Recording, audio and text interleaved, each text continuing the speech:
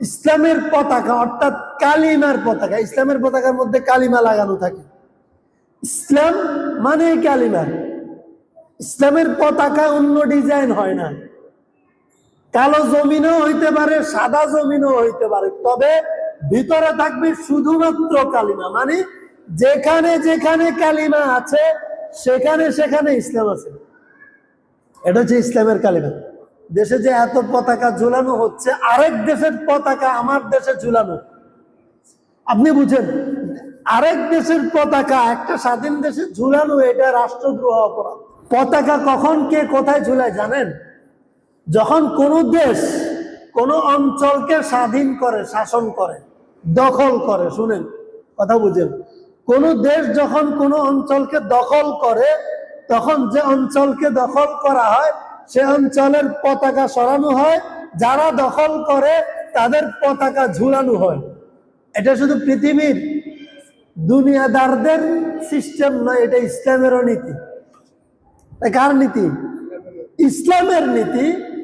আর আরবি হিসেব জানতে হয় আমাদের ইবাদতের প্রয়োজন, ইবাদতের প্রয়োজন। এই জন্য আরবি হিসেব রাখা মুসলমানের উপর ফরজে কিফায়া।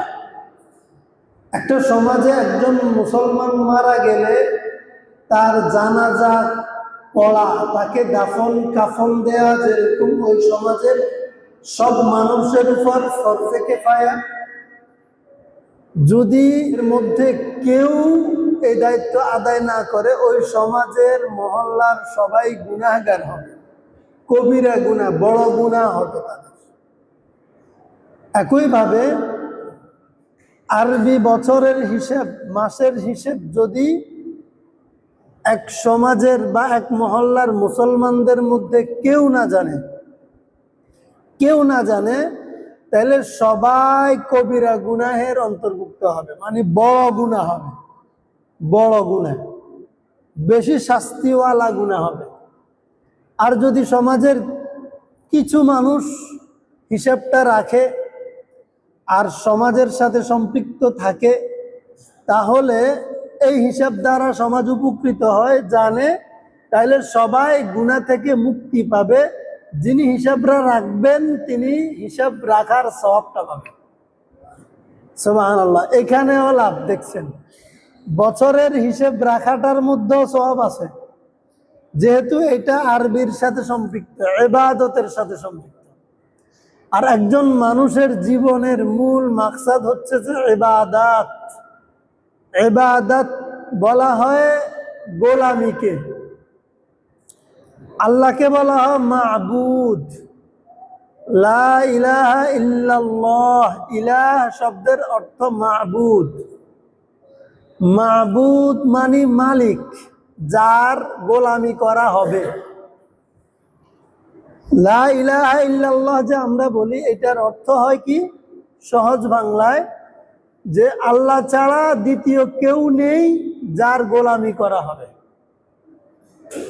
বিনা যুক্তিতে, বিনা চুক্তিতে মেনে নিব, এরকম আছে শুধুমাত্র একজন সত্তা, যার নাম আল্লাহ। আর আমরা কি হব? তার গোলাম হব, গোলাম হব তার, মাসজুদ, যার সামনে মানুষ মাথা নত করবেন, মাথা ঝুঁকাবেন, সেজদাবনত হবেন। মানুষের পা জমিনে থাকে, মাথা উপরে থাকে, যেটা উপরে থাকে সেটার মধ্যে অহংকারী থাকে, অহংকারী থাকে। তো পা যেখানে থাকে, মাথা যখন সেই লেভেলে চলে যায়, পায়ের লেভেলে, তখন মাথা তার অহংকারীকে পুরা জলাঞ্জলি দিল, কুরবান করে দিল, যে আমি অহংকারী করার কোনো যোগ্য নয়। মানুষ মাথা কাটিয়ে চপ করে, মাথা কাটিয়ে, বুদ্ধি মাথা থেকে আসে মানুষের। তো যেই মাথা দিয়ে মানুষ এত কিছু করে, ওই মাথাকে যখন মাটিতে রাখা হয়, পায়ের কাছে রাখা হয়, পায়ের লেভেলে রাখা হয়, তখন এই মাথা আর অহংকারী করার সুযোগ থাকে না। এই জন্যই তো দৈনিক 5 ওয়াক্ত আমরা নামাজ পড়ে মাথাটাকে পায়ের লেভেলে নিয়ে যাই, আর সেখানে গিয়ে বলি সুবহানা রাব্বিয়াল আ'লা। পবিত্র সেই সত্তা, সে রব যিনি আমার রব, তার মর্যাদা কতটুকু? আ'লা, সর্বোচ্চ। যিনি সর্বোচ্চ মর্যাদায় সমাসীন, তিনি আমার রব, তিনি পবিত্র রব।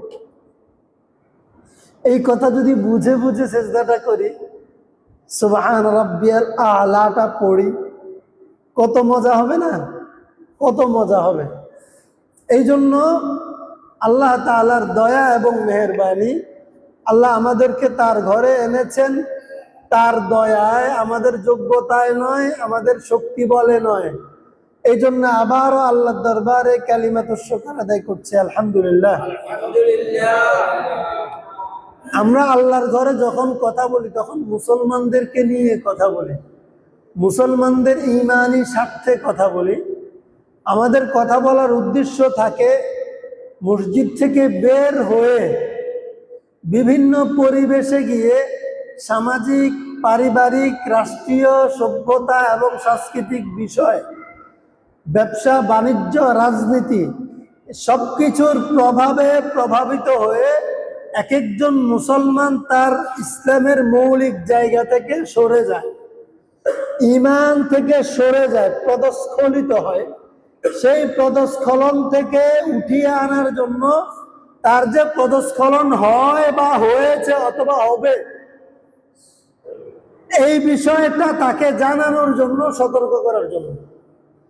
এই জন্য মাঝে মধ্যে আমাদেরকে একটু ডিফারেন্ট টপিকে কথা বলতে হয়, যেটা মানুষ মনে করে এই কথাগুলো কেন বলা হবে, কিন্তু কেনর উত্তর এটাই যে মুসলমান যেন আল্লাহর ঘর থেকে বের হয়ে তার পরিবেশে, তার বিভিন্ন কর্মে সে যে পদস্খলিত হয়, তার এই পদস্খলনের বিষয়ে তাকে সচেতন করা, তার ঈমানটা আবার নবায়ন করা। জাদ্দিদু ঈমানাকুম, রাসূল সাল্লাল্লাহু আলাইহি ওয়াসাল্লাম বলেছেন, ও মুমিন, তোমরা তোমার ঈমানকে নবায়ন করো, ঈমানকে আবার আনয়ন করো, নতুন করে আবার এটাকে পরিশোধন করা, বিশুদ্ধ করা। আপনি বলবেন নবায়ন করতে হবে কেন? ঈমান তো এনেছি আমি জীবনের শুরুতে, কালিমা তো পড়েছি। এই সিস্টেমটা আমাদের জীবনেও আছে, বোঝার জন্য উদাহরণ আল্লাহ দিয়েছেন, এই জন্য আমরা দিই। আপনি একটা পাসপোর্ট তৈরি, বিদেশ যাবেন, হজ করতে যাবেন, আপনি ভিসা করবেন, পাসপোর্ট করবেন, আপনি আপনার বিভিন্ন রকমের জরুরি কাগজপত্র যখন সরকারিভাবে করেন, এটার একটা টাইমিং থাকে কিনা? আপনি উমরা করার জন্য বা হজ করার জন্য একটা পাসপোর্ট করছেন, কিন্তু দুর্ভাগ্যজনকভাবে হাজারো চেষ্টার পরেও 5 বছরে একবারও যেতে পারেন না। 5 বছর পরে আপনি উমরা করার সুযোগ হইল। বলেন তো, এই পাসপোর্ট যদি আবার এটাকে নবায়ন না করে যেতে পারবেন? এটাতে ভিসা লাগবে। তো আপনি যে 7,000 টাকা আগে দিয়ে আসছেন, এগুলো গেছে কই? এগুলো ফাও হইলেও টাইম ওভার। টাইম কি ওভার হয়ে গেছে না? তাহলে আপনাকে আবার এটাকে রিনিউ করতে হবে, নতুন করতে হবে, আবার পুনরায় নতুন। রিনিউ মানে পুনরায় নতুন করা, যাকে নবায়ন করা হয়। হাদিস বলছে, আল্লাহ রাসূল বলছেন, জাদ্দিদু ঈমানাকুম, তোমার ঈমানকে নবায়ন করো, রিনিউ করো। কেন? তোমার যেরকম দুনিয়ার বিভিন্ন জিনিস, কাগজপত্রের টাইম ওভার হয়ে যায়, এটাকে রিনিউ করতে হয়, তোমার ঈমানটাও ওভার হয়ে যায়, টাইম ওভার হয়ে যায়। কেন হয়, কিভাবে হয়? একটা উদাহরণ দিই, নতুন উদাহরণ। কালিমা আমাদের কাছে জীবনের চেয়ে দামি নাকি সস্তা? দামি। আচ্ছা, বাংলাদেশে বর্তমান সময়ে খেলাকে উপলক্ষ করে পতাকা ঝুলানো হচ্ছে কিনা দেশের বিভিন্ন জায়গায়? সরকারি কোনো বিধিনিষেধ, বাধা নিষেধ আসেনি? নাই, নাই। বলে যে পোলাপাইন আনন্দ করে, বিনোদন করে, খেলাকে ভালোবাসে, পতাকা তুলছে। অথচ পতাকা তোলার নিয়ম আছে। একটা রাষ্ট্রের নিয়ম বহির্ভূতভাবে পতাকা উত্তোলন করা, অর্ধনমিত করা, নিম্নগামী করা, এটাও নিয়ম বহির্ভূত হলে এটা রাষ্ট্রদ্রোহী অপরাধ। আপনি আপনার দেশের পতাকা আপনি ঝুলাই রাখেন, আইন যদি অন্ধ হয়, আইন যদি প্রয়োগ না হয়, তাইলে তো চোরেরও বিচার নাই। আইন যদি প্রয়োগ হয়, আপনি যদি ঠিক সময়ের পরেও পতাকা ঝুলিয়ে রাখেন, দেশীয় পতাকা, আপনার নামে মামলা হবে, আপনার শাস্তি হবে। বিভিন্ন বিশেষ দিনগুলোতে পতাকা অর্ধনমিত রাখা হয়,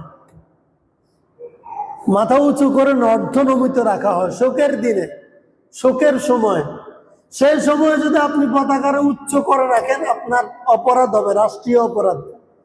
অর্থাৎ সবকিছুর একটা সিস্টেম আছে। এর পরেও তো দেশে যে এত পতাকা ঝুলানো হচ্ছে, আরেক দেশের পতাকা আমার দেশে ঝুলানো, আপনি বুঝেন, আরেক দেশের পতাকা একটা স্বাধীন দেশে ঝুলানো, এটা রাষ্ট্রদ্রোহ অপরাধ।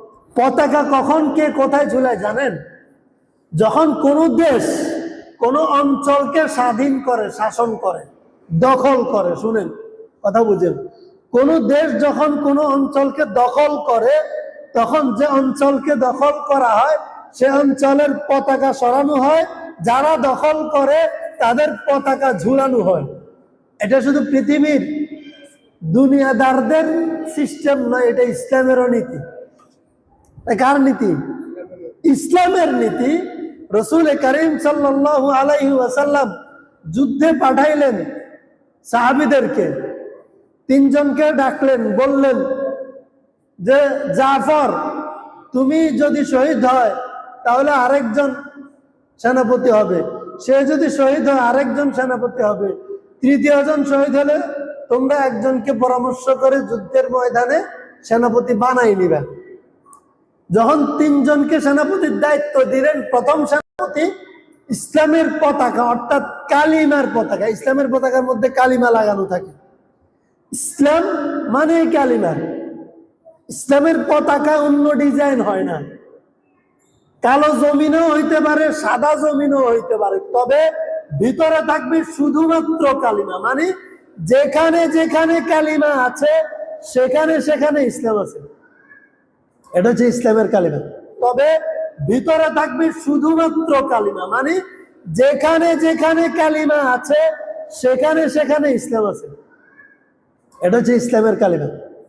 তো যুদ্ধের ময়দানে যখন ইসলামের সেনাপতি কালিমা তুললেন, জাফর তাইয়ার যাকে বলা হয়, রাসূল সাল্লাল্লাহু আলাইহি সাল্লামের চাচা জাফর ইবনে আবি তালিব, পতাকা তুললেন, তার এক হাত কেটে দিয়েছে, আরেক হাত দিয়ে তুললেন, সেই হাত কেটে দিয়েছে, মুখ দিয়ে তুললেন, পতাকা নামতে দেয় নাই, জীবন চলে গেছে, পতাকাকে কামড়ে উঁচু করে রেখেছেন।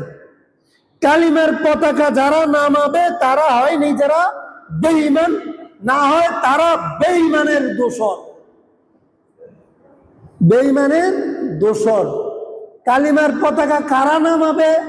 কালিমা দেখলে যাদের কষ্ট লাগবে তারা নামাবে। কালিমার পতাকা কারা উঠাবে? কালিমার পতাকা কালিমা দেখলে যাদের ভালো লাগে তারা উঠাবে। সিম্পল কথা, এর চেয়ে বেশি বিশ্লেষণের বিষয় নাই। হাজারো লক্ষ পতাকা দুলছে বাংলাদেশের বুকে, বিভিন্ন দেশের, যারা বিভিন্ন ভাবে আমাদের দেশে অপসংস্কৃতি পুশ করতে চায়, যারা বিভিন্ন ভাবে আমাদের দেশে যুবকদেরকে মিসগাইড করতে চায়, যুবকরা মিসগাইড হয়ে তাদের পতাকা তুলছে, এটা তো অন্যায় ছিল। এই পতাকা তো বাংলাদেশের না, এটা রাষ্ট্রের পতাকা। আরেক রাষ্ট্রের পতাকা এখানে কেন দুলবে? এখানে দুলা মানে এই রাষ্ট্র সেই রাষ্ট্রের অংশ হয়ে গেল নাকি?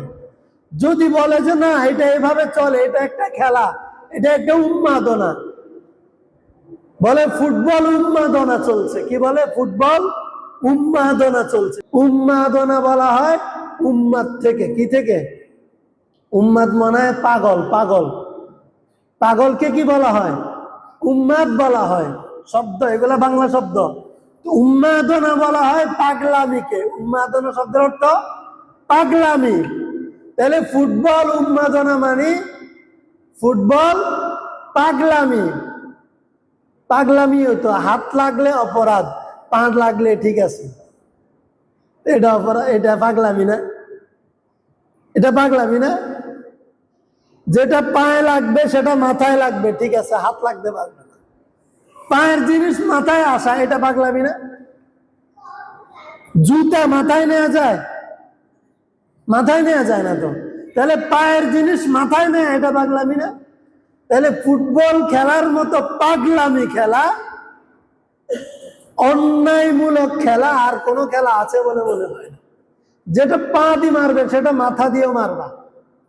পা এবং মাথা, পায়ের জিনিস মাথায় নেওয়া হয় না, কিন্তু পায়ের জিনিস মাথায় নিলে ওকে, আর পায়ের জিনিস হাতে লাগলে অপরাধ, সেটা আরেক বিষয়। ফুটবল উন্মাদনা চলছে। উন্মাদনা মানে এই দেশে যে মানুষ এই খেলার জন্য পাগল, প্রায় মাতোয়ারা হয়ে গেছে, নিজের চাকরির খবর নাই। কালকে দেখলাম হসপিটালে গেছে বাচ্চা কাচ্চাকে নিয়ে, সেখানে বসে বাচ্চাকে নিয়ে হসপিটালে ডাক্তারের অপেক্ষায় একটু সময় পাইছে, মোবাইল খুলে ফুটবল খেলা দেখে। এটা পাগলামি না? এটাই তো পাগলামি। মানুষ বিপদ বুঝে না, আপদ বুঝে না, সুবিধা সুযোগ বুঝে না, সন্তানের অসুস্থতা বুঝে না, হসপিটাল বুঝে না, এটা নিয়েই পড়ে থাকা। এটার চেয়ে বড় পাগলামি পৃথিবীতে আছে কিনা জানা নাই। আর যেই দেশ এটাকে প্রমোট করে, ওই দেশ যে জনগণের কল্যাণ চায়, এটা কিভাবে আমরা বুঝবো? ওই জাতি যে এই জাতির কল্যাণ কামনা করে, এই জাতি যে কল্যাণের পথে হাঁটে, উন্নতির পথে হাঁটে, উন্নয়নের পথে হাঁটে, সফলতার পথে হাঁটে, কেমনে আমরা বিশ্বাস করব? বিশ্বাস করার সুযোগ নেই। এটা একটা পাগলামি। এখন অবস্থা হচ্ছে আমাদের এমন, এক দেশে একটা পাগল পানি পাইছে, একটা পানি, এটা একটা কিচ্ছা গল্প, মানে এটা একটা উদাহরণ। জনগণের পানিটা খাই ফেলছে, সবগুলো পাগল হয়ে গেছে। মনে করেন যে মদ খাইছে আর কি, সবাই মদ খেয়ে সবাই পাগলামি করতেছে। এখন রাজা এবং উজির দুইটা তো সচেতন, বুদ্ধিমান, এই দুইজনে খায় নাই। এখন এই দুইজন সুস্থ, বাকি সবাই পাগল, মাতলামি করতেছে, মাতাল। এখন জনগণ মাতাল, সবাই রাজা এবং উজিরকে বলে পাগল, আর রাজা এবং উজির ওদেরকে বলে পাগল। এখন কারা পাগল? পাগলেও সুস্থরে বলে পাগল, সুস্থ তো পাগলরে বলে পাগল। এখন রাজা যখন জনগণরে পাগল বলে, মাতাল বলে, আবার জনগণ যখন রাজারে পাগল আর মাতাল বলে, এই দেশে শান্তি আছে না অশান্তি? বলেন, শান্তি না অশান্তি? এখন একসাথে এত মানুষের চিকিৎসা কেমনে করবে? এখন রাজা উজিরের কাছে পরামর্শ চাইছে, এরকম একটু বুদ্ধি দাও। এই পুরা জনগোষ্ঠী, জনগণ সবাই পাগল হয়ে গেছে, সবাই মাতাল হয়ে গেছে। এখন মাতালরে নিয়ে কি করে দেশ চালাই? দেশটা তো অশান্ত করতেছে। তারা আমারে বলে পাগল, আমি তাদেরকে বলি পাগল। এখান থেকে উত্তরণের উপায় কি? এখন উজির বুদ্ধি নিয়ে বলে যে, রাজা মহাশয়, একটা উপায় আছে। এত মানুষের চিকিৎসা করার কোনোভাবে সম্ভব না। একটা উপায়, আমি আর আপনি বাদ আছি, আমরা দুইজনও পাগলের বড়ি খাই, আমরা দুইজনও মদ খাই, মাতাল হয়ে যাই, সব মাতালে মাতালে সব ঠিক হয়ে যাবে। মাতালে মাতালে এক তো, পাগল কখনো পাগলরে পাগল বলে না, পাগল সবসময় ভালো মানুষকে পাগল বলে। দেশের অবস্থাটা এমন, পুরা জাতি মাতলামিতে মাতোয়ারা, পুরা জাতি পাগলামিতে মত্ত। এখন কেউ কোরআন হাদিস হাতে নিয়ে যখন মানুষকে সতর্ক করে, সচেতন করে, এখন মানুষের অবস্থা এমন, ব্যাপক পরিমাণ মানুষ পাগলামিতে আর মাতলামিতে মত্ত। কোরআনের কথা বললে বলে হুজুরিকের মাথা গেছে, আর টপিক পায় না কথা বলার জন্য, সে খেলাও বুঝে না, মানুষের আনন্দ বিনোদনও বুঝে না।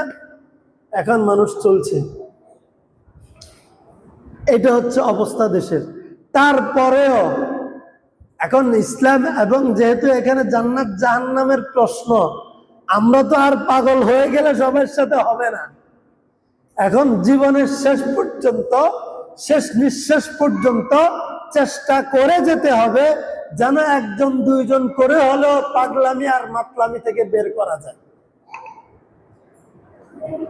কিছু যুবক আমাদের তৈরি হয়েছে, যেহেতু এই দেশে অন্য দেশের পতাকা উড়ানো হয়, আমরা মুসলমান কালিমাওয়ালা, আমাদের পতাকা আমরা উঠাবো। মানুষদেরকে এই দাওয়াত দিব যে তোমরা যদি খেলোয়াড়দের পক্ষে হও, আমরা কালিমার পক্ষে, তোমরা ইহুদি এবং খ্রিস্টানদের পক্ষে, তোমরা দাজ্জাল এবং নাস্তিকদের পক্ষে, তোমরা লুচ্চা এবং বদমাশদের পক্ষে, আমরা কালিমার পক্ষে, ইমানদারের পক্ষে। এটা জানান দেওয়ার জন্য, জাতির কাছে কালিমার দাওয়াত পৌঁছাবার জন্য সেই জাফর তৈয়ারের মতো কালিমার পতাকা উজ্জীবিত করেছে, উড্ডীন করেছে বাংলাদেশের কিছু যুবক ঢাকা একটা ফ্লাইওভারের উপরে। এখন এত দেশের পতাকা উঠাইলো, দেশের ভাবমূর্তি ক্ষুণ্ণ হয় নাই, দেশের মর্যাদা নষ্ট হয় নাই, দেশের স্বাধীনতা হুমকির মুখে পড়ে নাই। যখনই কালিমার পতাকা ঢাকার মুখে উঠতে দেখলো ফ্লাইওভারের উপরে, তখনই কিছু মানুষের মাথা নষ্ট হয়ে গেছে। এখন আর তাদের সহ্য হয় না, কালিমার পতাকা এই দেশে থাকা যাবে না। এই দেশে ব্রাজিলের পতাকা থাকবে, এই দেশে আর্জেন্টিনার পতাকা থাকবে, এই দেশে আরো নাম না জানা দেশের পতাকা থাকবে, এই দেশে সবকিছু থাকবে। রাষ্ট্রদ্রোহের কাজ হবে, মানুষদেরকে চরিত্রহীন বানানোর পায়তারা করবে, মানুষদের জীবন যৌবন সময় সম্পদ নষ্ট করার সকল ষড়যন্ত্র এই দেশে বাস্তবায়ন হবে, এবং তাদের অধিকার বলে এই বিলি দিয়ে তাদেরকে কাজগুলো করার সুযোগ দিবে। এই দেশে ইয়াবা বিক্রি হবে, এই দেশে মদ বিক্রি হবে, এই দেশে ধর্ষণ হবে, এই দেশে সবকিছু হবে, কিন্তু কালিমার পতাকা উঠবে না। গোপনে এসে সবগুলো পতাকা নামাই নিয়ে গেল। এখন আপনারাই বলেন, যারা কালিমার পতাকা নামাইলো এরা কি এই পতাকাকে পছন্দ করে নামাইছে? আর যারা এই নামানুকে কেন্দ্র করে বলে ঠিকই তো আছে, কালিমার পতাকা ঝুলাইতে ওদেরকে কে বলছে? সিন ক্রিয়েট করতে এদেরকে কে বলছে? কালিমার পতাকা ঝুলানোর কি নিয়ম নাই? কালিমার পতাকা ঝুলাইলেই কি ইসলাম কায়েম হয়ে যাবে? এই সুন্দর সুন্দর বুলি আউড়িয়ে যারা কালিমার পতাকা ঝুলানোকে অপরাধ সাব্যস্ত করতে চায়, ওরা ইমানদার না বেঈমান? যারা সমর্থন করে তারাও বেঈমান, যারা বিরোধিতা করে তারাও বেঈমান, আর যারা চুপ করে থাকে তাদের ঈমান দুর্বল। তাদের ঈমান কি? এখন আমরা বেঈমানও হতে চাই না, কালিমার দুশমনও হতে চাই না, আমরা এটাও চাই না আমার ঈমান দুর্বল থাকুক। কারণ দুর্বল খুঁটি ঘরে থাকলে এটা কি পরিবর্তন করার প্রয়োজন নাকি এটা রেখে দেওয়া প্রয়োজন? যদি ঘরের খুঁটা দুর্বল হয়ে যায়, এটা পরিবর্তন না করেন, একটু বাতাস হলেই ঘর পড়ে যাবে। ঈমান যদি দুর্বল হয়ে যায় আর এটা যদি নবায়ন করে স্ট্রং না করা হয়, তাহলে একটু বাইরের বাতাস আসলেই ঈমান দুর্বল, ঈমান চলে যাবে, টুটে যাবে, ভেঙে যাবে। একজন মুমিন সে মনে প্রাণে মুসলমান থাকার পরেও ঈমানের বিষয় অসতর্ক হওয়ার কারণে শুধুমাত্র কালিমাকে, কালিমার পতাকাকে, কালিমার পতাকা উত্তোলনকে অপছন্দ করার কারণে, বিরোধিতা করার কারণে সে বেঈমান হয়ে গেল। এখন এই বিষয়গুলো সতর্ক হওয়া আমাদের দরকার নয়? তাইলে বুঝেন, এই দেশে আমরা তো বলি 90%, 92%, 98%, এখনো আমরা যে 100% বলতেছি না, শুকর আদায় করতেছি আপনাদের। এত পার্সেন্ট মুসলমান, এই পার্সেন্ট যদি কালিমা লেখা কয়টা পতাকা সহ্য না হয় এই দেশে, তো এই পার্সেন্ট দিয়ে কি করবেন? এই পার্সেন্টের কোনো দাম আছে না বেল আছে? কোনো কাজ আছে?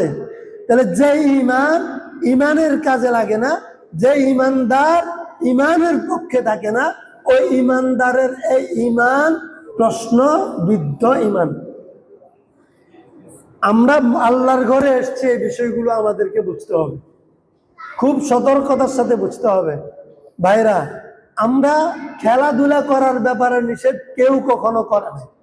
আপনি গোল্লা খেলেন, আপনি বিভিন্ন রকমের খেলা আছে, ফুটবলও খেলেন, আপনি আপনার বাচ্চাকে নিয়ে খেলেন না, শরীর চর্চা হোক, হাফ প্যান্ট না পরে খেলেন, আপনি 10 মিনিট আধা ঘন্টা খেলেন, কোনো আলেম এই দেশে বলবে না আপনি হারাম কাজ করছেন।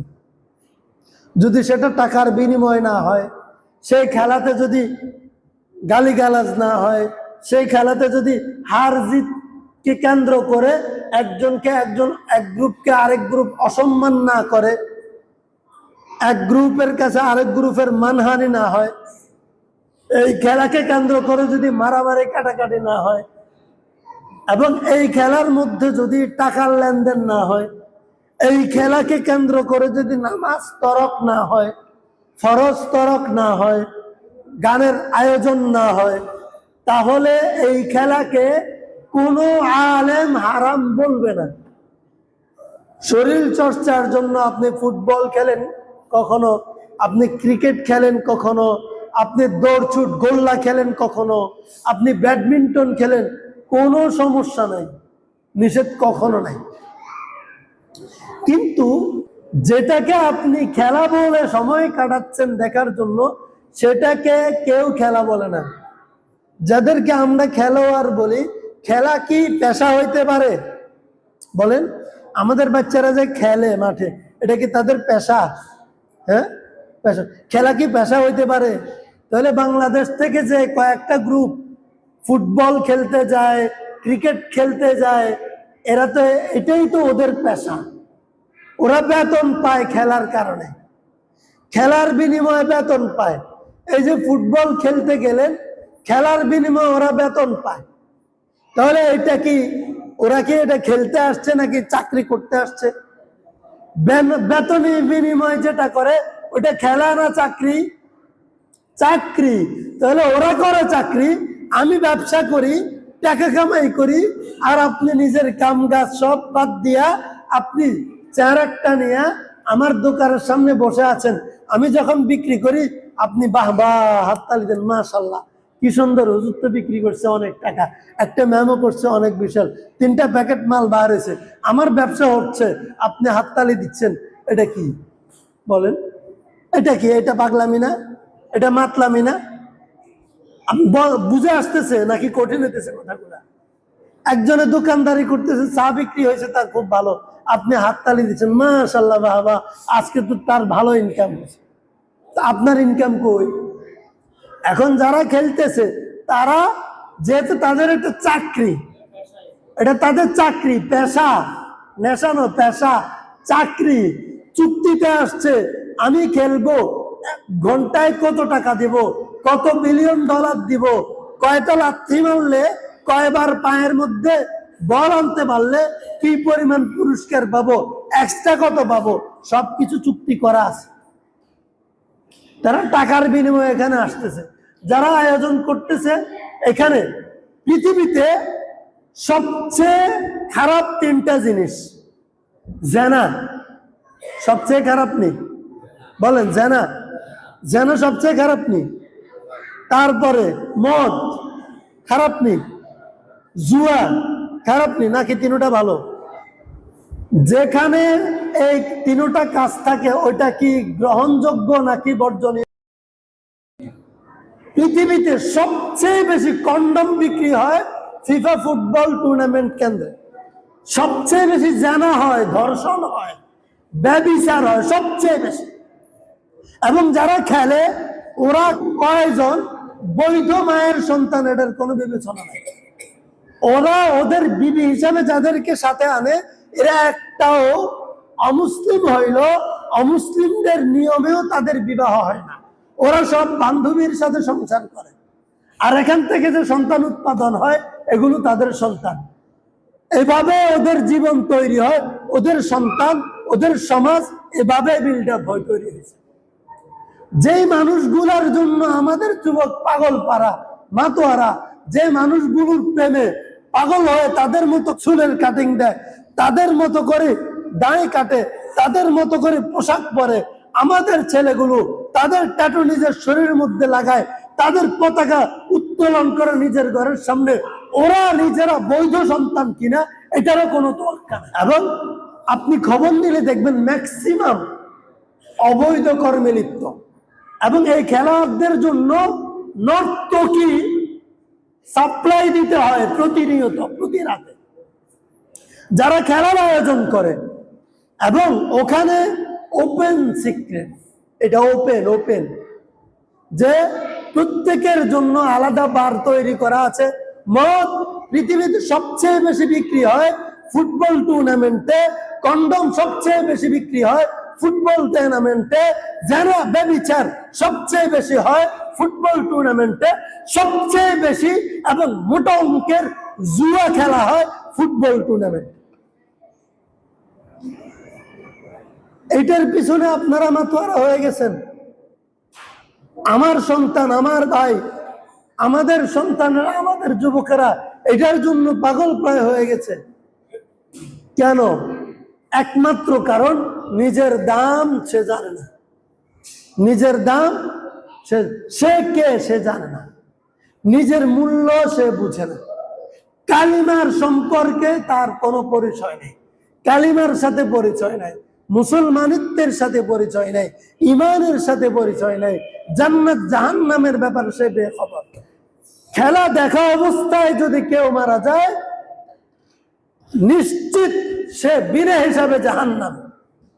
খেলা দেখা অবস্থায় যে মারা যাবে, নিশ্চিত সে জাহান্নামে। খেলা দেখা অবস্থায় যে মারা যাবে, নিশ্চিত সে বেঈমান অবস্থায় মারা যাবে। যে মুহূর্তে আপনি খেলা দেখছেন, সেই মুহূর্তে আপনি বেঈমান। কিন্তু আপনি এই কথাগুলো হজম করতে না পারলেও চেষ্টা করেন হজম করতে। যদি হজম করতে পারেন, আপনার ঈমান নবায়নের সম্ভাবনা আছে, আপনি ঈমানদার হওয়ার সুযোগ আছে। যদি এইটা হজম করতে না পারেন, বের হয়ে শুরু করেন খতিবের বিরুদ্ধে, বিশ্বাস করেন আপনি যে কোনো মুহূর্তে বেঈমান হয়ে মারা যাবেন, ঈমান নসিব হবে না আপনার। সাবধান, ঈমানের চেয়ে বড় দৌলত আর কিছুই নেই। সাবধান, ঈমানের চেয়ে বড় দৌলত কিছুই নেই। আপনি দেখবেন সবচেয়ে নোংরা চিত্র, নোংরা আপনার পত্রিকায় দেখবেন। পত্রিকা হাতে নিলে দেখা যায় খেলার ফেজ যেটা সবচেয়ে নোংরা ফেজ, ওই ফেজটা নাকি শরীরে কিছুই নাই, আছে সুতার মতো, আছে রশির মতো। এই সব চিত্র এই খেলাকে কেন্দ্র করে পত্রিকাতেও ছাপা হয়, আমাদের ঘরে ঘরে ঘরে ঘরে এটা মানুষের হাতে হাতে পৌঁছে দেওয়া হয়। যখনই আপনি এই চিত্রগুলো দেখছেন, এখানে কি শুধু খেলার ভিডিও দেখানো হয়? শুধু কি খেলোয়াড়দেরকে দেখানো হয়? নোংরা, উলঙ্গ, অর্ধ উলঙ্গ, উলঙ্গ অবস্থায় এই বিভিন্ন রকমের নর্তকীদের চিত্র, ভিডিও ফুটেজ দেখানো হয় কিনা বলেন? হয় কিনা বলেন? যদি এইটা দেখানো হয়, তাহলে আপনি যে এইগুলো দেখতেছেন, ঈমান আছে তো? রহমতের ফেরেশতা আছে তো সেই ঘরে? আপনার কাছে রহমতের ফেরেশতা আছে তো? এই মুহূর্তে আপনি মারা গেলে যার সামনে রহমতের ফেরেশতা থাকে না, যেই ঘরে রহমতের ফেরেশতা থাকে না, ওই ঘরে যে মারা যায় বেঈমান হইয়া মারা যায়। যার সাথে রহমতের ফেরেশতা থাকে না, সে যখন মারা যায় বেঈমান হইয়া মারা যায়। বেঈমানের জানাজা বাইতুল্লাহর কাবা শরীফের ইমাম সাহেব পড়াইলেও সে জাহান্নাম। সতর্ক হবেন তো ইনশাআল্লাহ।